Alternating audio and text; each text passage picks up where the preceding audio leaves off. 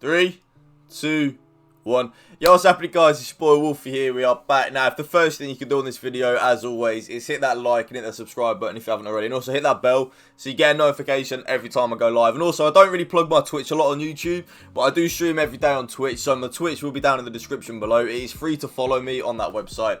So if you can hit that follow button on Twitch as well, I will be most appreciative. We're nearly at 4K subs, man. So honestly, the support honestly just blows my mind. So big ups to you. Like, I wouldn't be like, end of the day, I put the video up, but you guys watch it. So I know how good a video is by your reaction to it. So for example, like the team of the season player reviews, that did really bad on my YouTube, right, in terms of viewership.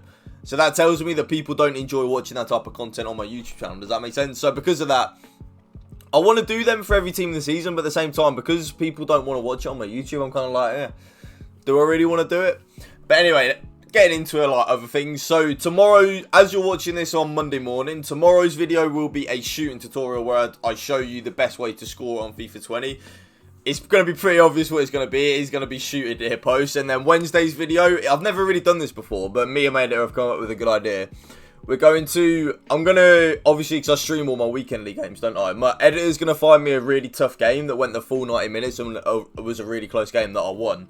And then we're going to analyse, well, I'm going to analyse that game in a YouTube video for you, if that makes sense. So we're going to watch the full game, so you guys will get to see, if you guys don't watch me on Twitch, you will get to see like how I play the full 90 minutes of a FIFA game, if that makes sense. So anyway, into the date, then obviously Thursday will be rewards, Friday rate my squads, and then Saturday we'll think of something. Anyway, today's video, this is going to be like a real hypocritical video, okay? I'm going to break it, this is like a pro mentality of how to stay calm and to win more games in the weekend league. Obviously, it's very hypocritical of me because my mentality in FIFA is shocking. So it's kind of like if I listen to my own advice in this video, I would actually be a better FIFA player, but I'm a stubborn so-and-so, so I don't.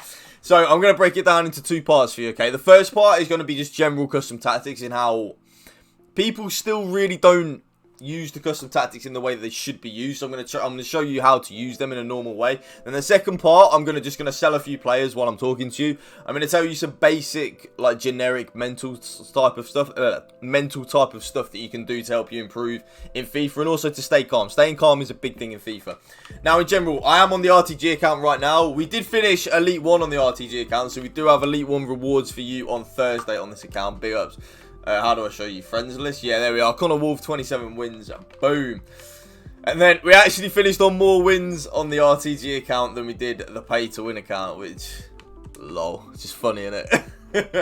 Just funny. So yeah, these are the Warriors that got us Elite 1, man. Big ups to him. Lozano's really good, by the way. If you're looking for like a cheap right attacking mid, he's like, what, 85 grand? I think he might even be less than that now because of, oh no, he still is 80 grand, yeah.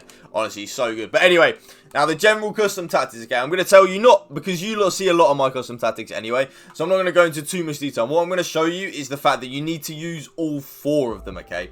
So the defensive and the attacking ones for me are 4-2-3-1, pressure on heavy touch, 5 width, 5 depth, 5 width, 5 players in the box, 2 corners and 2 free kicks. You don't want any more than that because it's not a YOLO. And in the 4-2-3-1, you want Mbappe as a striker. Oh, wait, no. At least I'm set up right. So, yeah, that's exactly what you want. You want Ben Yedder as a striker. Well, obviously, this is what I use anyway. Ben Yedder as a striker. Mbappe out wide. Neymar cam. Lozano right cam. Goretzka and Rui Costa right CDM. And then player instructions on this. Get in behind and stay forward on your striker. Just because you don't want it too defensive, do you? Have all 3 of your cams, once again, as always on a 4-2-3-1, you want all 3 of your cams on getting to the box for cross. It's a key point in terms of like creating opportunities in a 4-2-3-1. You need all 3 of them on getting to the box, okay? Have them on balance as well, because this is the formation that I start off with, if that makes sense. I start off with this. So it's 0-0 when I go into the game, right? And then have your right CDM on cut passing lanes, stay back while attacking and cover centre. Then have your left CDM on cut passing lanes, balance attack and cover centre. Because like I always said, if you guys watched yesterday's 4-2-3-1 custom tactics video, as I say to you in that video, you want one of your CDMs in what I call the words is you want them to play a bit, okay? So you want them to be able to get forward and get involved in the attacking play. And leaving them on balance attack helps with that massively. Then in terms of your fullbacks, you want both your fullbacks on stay back while attacking and overlap. So this is the custom tactics I use when it's 0-0 in a game. So like minute 1 of the game, I go into that. I do change between the 4-2-3-1 and the 4-4-2. So it's the exact same like style. Pressure on heavy touch, 5 width, 5 depth. I up the width and the players in the box to 6 and 6 when I play 4-4-2, okay, because I'm missing that central cam, so I play a little bit more aggressive in the 4-4-2. I changed to the, a lot of people ask me, do you start 4-4-2 or 4-2-3-1? At the moment in time, I always start 4-2-3-1, and then if I feel like I'm not creating enough opportunities in the 4-2-3-1, I will then go to the 4-4-2. So, but at the same time, there are some games where if I'm kind of on tilt and I want to rage quit pretty early, I will just go straight into the 4-4-2. But like 80% of the time, I start off in the 4-2-3-1.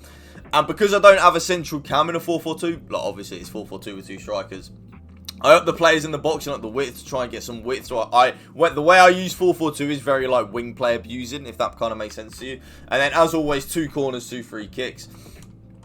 With this one, I have Neymar and Ben Yedder up front, and then obviously Rui Costa left centre mid, Goretzka right centre mid. Well, at that moment's Goretzka, I'm looking at getting him on the RTG because I've got like Davies and Alaba. Anyway, so on the 4-4-2, I have getting behind them, both my strikers on comeback on defence. This is actually, as I say, on 4-4-2 custom tactics, this is actually an offensive move rather than a defensive move, because when you have them on comeback on defence, they're actually in a better position to counter-attack, and they're in a better position in terms of passing lanes from your centre mids. When you have them on, I used to have both of them on stay forward, but the gap between your 2 centre mids and your 2 strikers means you get penned in a lot, so you get suffocated a lot. So honestly, put them on comeback on defence, and it's actually an offensive play rather than a defensive play. Both your left mid and right mid are on comeback on defence, getting behind and getting to the box for cross. Both of them. The reason that they're on comeback on defence is because you might think it's a defensive move, but once again, like I just said, it's actually an offensive move. They're just when you put them on comeback on defence, in terms of your players in a 4-4-2, they just seem to be in a better position to start counter attacks off and also to play passes to. I don't really know why they just are. It's annoying, I know, but anyway, so your right centre mid's on stay back while attacking and cover centre. The left centre mid, like with the 4-2-3-1, is on balanced attack and cover centre. Just so he can like play a bit, if that makes sense. Like kind of like what I say to you. Stay back while attacking and overlap. Stay back while attacking and overlap. Yeah, this isn't a custom tactics video, but I'm just showing you in general. So they're the 2 custom tactics that I start off with, okay? What people need to do is, if you're 3-0 up or if you're trying to see out a lead, you don't want to be still playing balanced on pressure on every touch. So you want to go to your ultra defensive. You want to go 4-2-3-1 and you want to lower your depth. You want to go on balance instead of pressure on every touch. You want to go long ball so you can counter attack a lot more. These aren't what I'm telling you to use, but these are like some just a little tips and advice that I would give you. Use stuff like this. Use long ball. Make an ultra defensive custom tactics where it's lower on the depth when you're trying to see out a lead and stuff like that. I know I probably shouldn't be saying this because it's a bit of a ratty move, but I'm being honest with you guys. I want to help you get more wins in the weekend league, innit? So you want to lower your depth, you want to lower your width, you want to go 4-2-3-1, you want to put some players on comeback on defence instead of balance. Still leave them and get into the box cross because you still do want to score goals at the end of the day as well. Put both your CDMs on stay back while attacking and just be smart with it, you know. You wouldn't use the same custom tactics as you used in start off in the game if you're trying to see out a lead, would you? And then on the flip side of that, if you're trying to get back into the game, don't be afraid to go and use, for example, constant pressure, 9 depth, 10 depth, 3-5-2. Don't be afraid to go and use these custom tactics to go and try and YOLO a lead back. Play 3-5-2, get everyone on stay forward, even your wide players, you know, get your 2 CDMs on, get forward and cover centre, you know, get everyone in the box because you're trying to get back in the game. Whether you, in the weekend league, whether you lose a game 10-0 or 1-0, you still get the loss. So you might as well try and YOLO it and get back into the game. Try and make your opponent feel some pressure because you'll be surprised, your opponent will feel some pressure. Now the custom tactics part done, I'm going to go into the second part of the video while I go and look at selling some players because I'm on the RTG. I'm trying to manage the account a lot better than I used to do. Basically, I've got 1,700 players in the club that I just do not use for the life of me. So we need to change that. Now, in terms of mental stuff, okay, stuff that I vouch for like 100% is stuff like, do not lose back-to-back games, okay? Like, for the life of you, do not lose back-to-back. If you can do anything from this video, I'll take anything from this video that I'm telling you today. Do not lose back-to-back. If you lose a game and it triggers you even in the slightest, or even just in general if you lose a game, whether you're going for Elite 3, whether you're going for Top 100, whether you're going for Gold 3, even if you just lose 2 games in a row, those 2 games set you back a lot. So no matter, like, whether the loss triggered you or not, I mean, especially if the loss triggered you, I mean, L's trigger us all, right? Let's be real. If you're not getting triggered by a loss on FIFA, teach me. Trust me, teach me. But as soon as you take that loss, take a 5-10 minute break. The worst thing you can do is then go and chase in the next win. Because honestly, you'll be worse off for it. And I mean that from the bottom of my heart. So the tip number 1, okay, do not take back-to-back losses. Tip number 2, okay. When you're in a game, try to stay as calm and composed as you possibly can.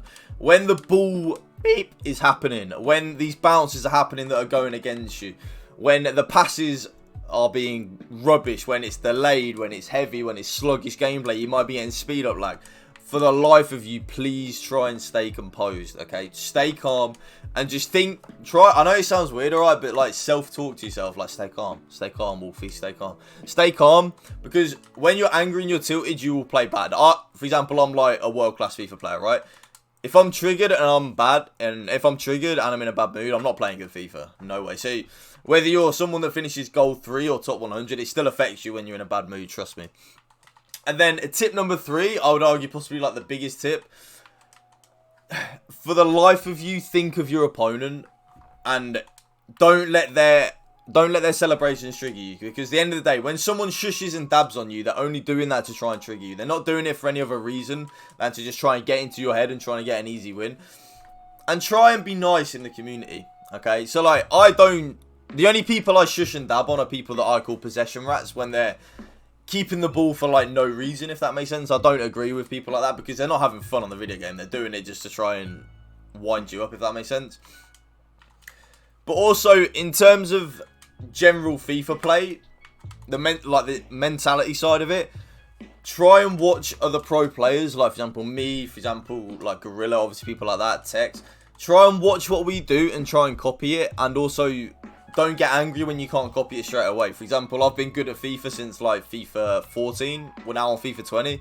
It took me 5-6 years to get to a point where FIFA's my income. Does that make sense? So you're not going to turn up one day and all of a sudden be Tex or Wolfie. You're not. So you need to be prepared for like losses. You need to be prepared. And a big thing I always say is you don't take L's, you take lessons. Right? And L isn't a loss, it's a lesson. So all my losses, I always go back and watch them, no matter how good or bad I know I've played. Because at the time when you're angry, you will think that the game messed you over. You will think that the game's against you, that you lost because of EA, you lost because of FIFA. You didn't, man. There will be some games, obviously, you did. Like, at the end of the day, there are some games I lose and I'm like, I've watched it back and I'm like, I really didn't do anything wrong in that game. I've lost just because of EA in that game. But 95% of the time, you would have lost and took that L because of stuff that you did.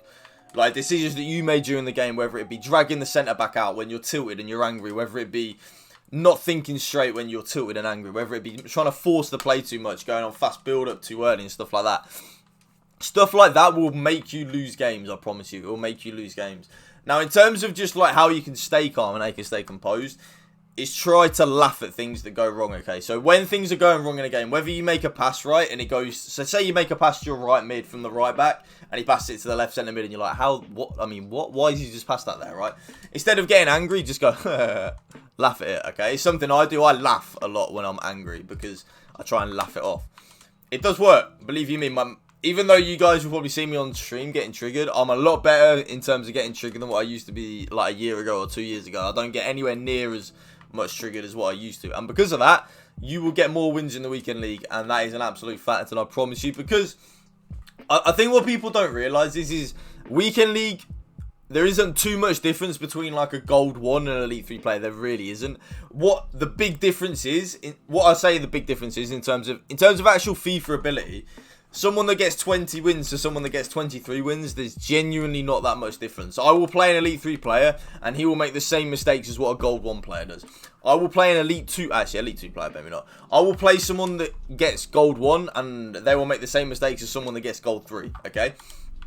But the big difference is up here in the brain. The big difference is the mentality side of it. And the reason for that is because, like I've said before, no matter how good or bad you are at this game, as soon as you're triggered and as soon as you're... like the game's winding you up, you won't play good. Fact, you won't play good. You'll be angry, you'll be tilted, and when you're angry and tilted, you will make wrong decisions. And when you make wrong decisions on FIFA, especially on FIFA 20, because the attacking AI is so dead, like a lot of games, they aren't free scoring games, they're quite tight games. Even me this weekend, right, I beat a guy 3-2 and he finished gold 2. So he finished gold 2 and I'm like a top 100 pro player and I beat him 3-2. The games are tight because the attacking AI is so idiotic, okay? So even more so because of this, because people are triggered and you're making wrong decisions. That wrong decision will make you go 1-0 down. And because the attacking AI is so dead, going 1-0 down on this FIFA is suicide, okay? Like, not suicide, but, you know, good luck trying to get back for a 1-0 lead. Trust me. But as always, guys, if you did enjoy this video, these are just some tips that I'm trying to get. Wait, why have I got 2 Falcons here? What?